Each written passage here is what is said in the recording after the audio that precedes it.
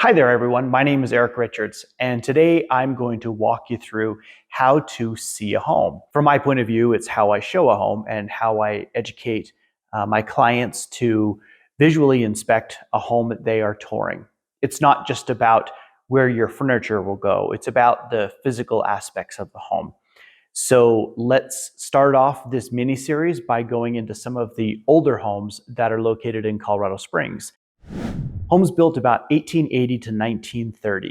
1930 is a good cutoff because in the mid 30s, that's when the FHA or Federal Housing Administration was first established. When we walk up to these older homes, we're going to park the cars and get out and walk up the sidewalk and right into the front entryway of these homes. Take a look at the concrete work leading up to the house.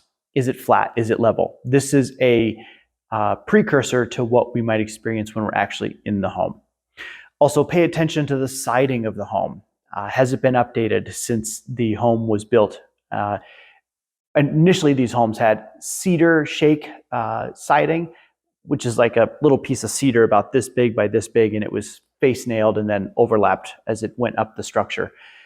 Was that siding removed and replaced at some point during the home's history? If new siding was installed in the 40s or 50s, it might be asbestos siding. If it was installed in the 80s and 90s, it might be masonite. Perhaps it was given a coat of stucco at some point. So pay attention to all of these factors. Take a look at the roof. Are we looking at a new architectural shingle? Are we looking at a 3-tab? Are we looking at a T-lock? These are really important things. Also, pay attention to the windows. These older homes had wood windows with counterbalances in them and rope pulleys.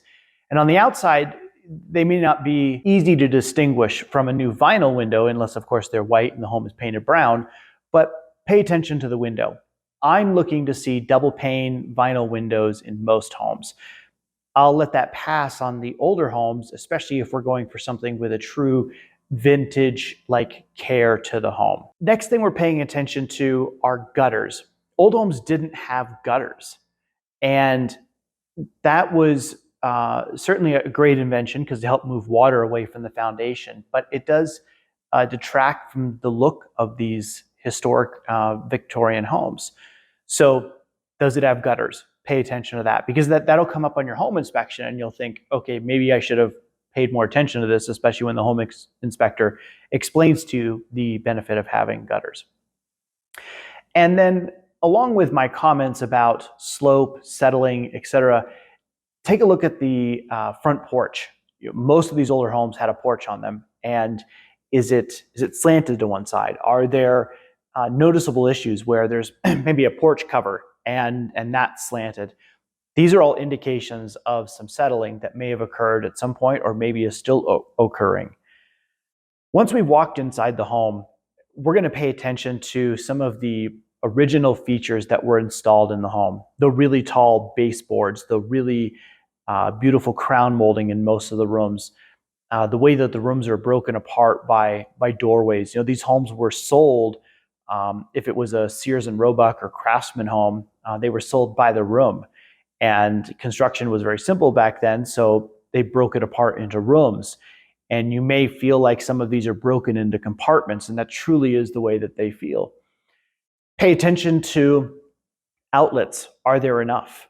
Back then, there might not even have been electricity in the home, and these homes were electrified later on in the 30s and 40s. Pay attention to the type of outlet. Is it a 2-prong? Is it a 3-prong? And then think, okay, I need to make sure that my home inspector looks at the service panel to see if it's aluminum wiring. Is it 2-strand wiring? Is it 3-strand?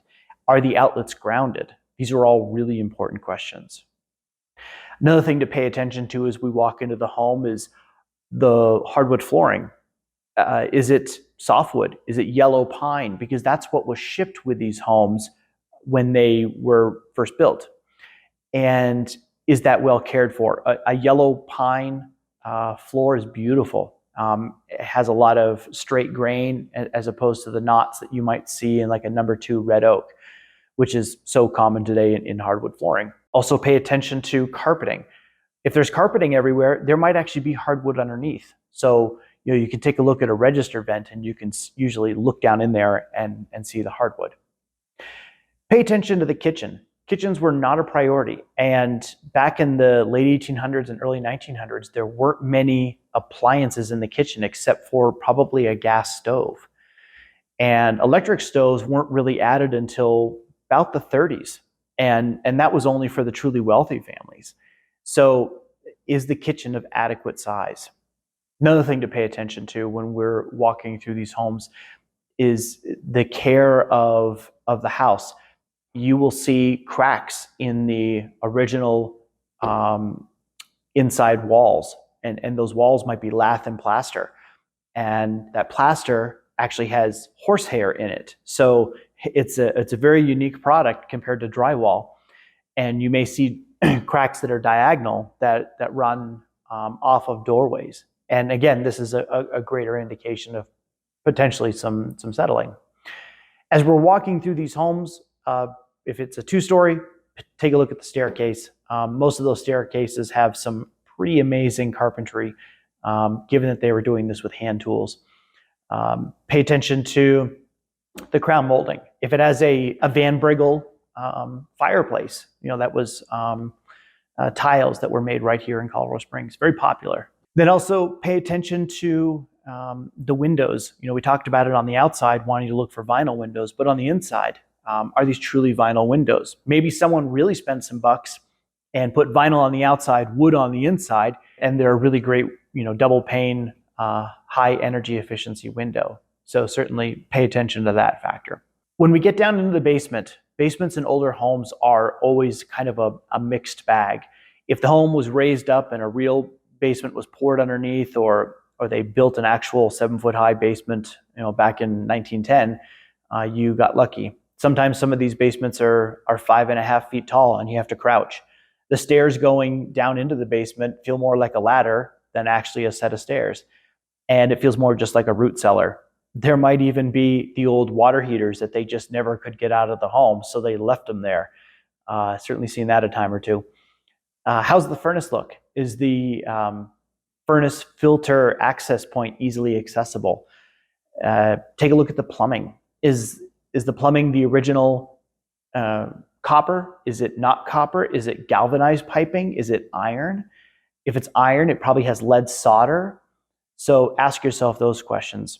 Speaking of lead, a home built prior to 1978 probably has lead-based paint on it somewhere, outside, underneath the soffits or the eaves in the home. Lead was put into paint to help it stick to the walls and to whatever they was painted, because it did better in high moisture environments. Thankfully, Colorado isn't that damp, so we don't have the need for lead in the paint the way that you do in other parts of the country. So certainly be aware that you will be presented with a lead-based paint disclosure if the home was built prior to 1978. In regards with plumbing, take a look for that clawfoot tub. Those are everywhere, and they're really a mark of history. It's super cool to find one, and it's a great conversation piece when you buy one of these older homes. Watch out for the wiring in the home. When you're in the crawl space, you might see the service panel. The service panel might be mounted on the outside of the property. You might see an old actual glass fuse panel. And depending on when the electric service was updated, 30s, 40s, 50s, or so on, will kind of show what sort of electric service panel you may have. These are very important to the safety and also to the functionality of a home. Think back to early 1900s, there just weren't many needs for electricity in the home. There might have been a room fan, a couple of plug-in lights, and an oven. And the load capacity of the service panel might be 60 amps, less than 100. Today we have technology everywhere, and that requires a lot of amperage in your panel. So we definitely want to take a look at that. It's as easy as opening the service panel and looking at the main breaker. And usually it'll have a number written right on the outside of that main breaker, 100, 150, 200. If there's a garage in the backyard, find out if the garage is powered by the house's service meter, or does it have its own service meter? I've definitely seen that before. So this is how you view a home that was built between 1880 and 1930. And there will be another video coming up where I talk about the homes built from 1930 to 1950. So thanks for watching. Please leave a comment. Let me know what you think. And as always, thanks for watching.